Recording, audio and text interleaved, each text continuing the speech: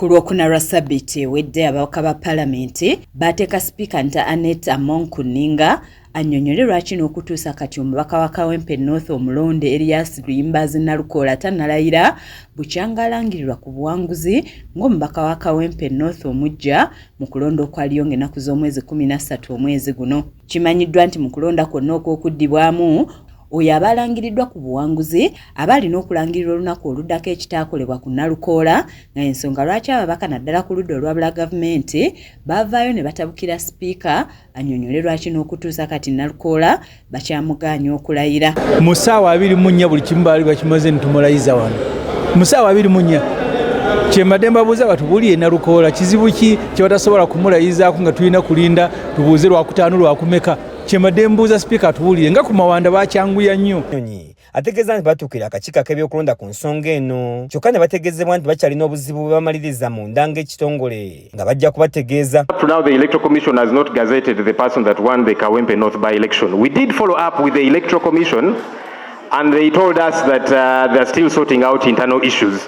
We don't know what that means because in the past, as we are saying, it's been done in record time because the Electoral Commission is now funked as official. After they declare a candidate, legally they are funked as official. They no longer have any responsibility. They can't say they're still sorting this out, they're still investigating this or whatever the case might be. Mu kubaanukula Sipiika Among yategeeza nti omubaka yenna okulayira akakiiko k'ebyokulonda kalina okusooka okumuteeka mu kyapa kya gavumenti oba kiyite gazette ekyali tekinnakolebwa mu kiseera ekyo. Member wins. I wait for a gazette. When I get a gazette, that's when I swear in a member. So I'm waiting for a gazette.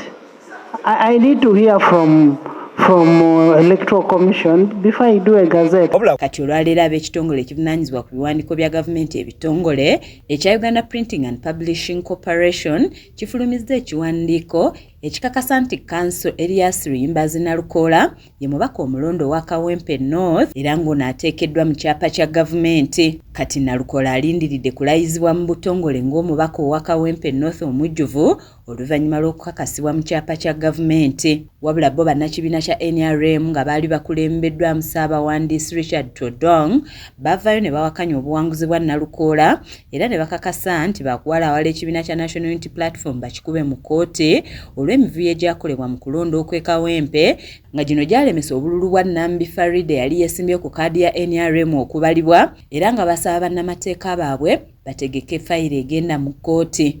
Maria Monica Nakasumba yakusakidde eggulire lino ku lwa KSTV Agaleero.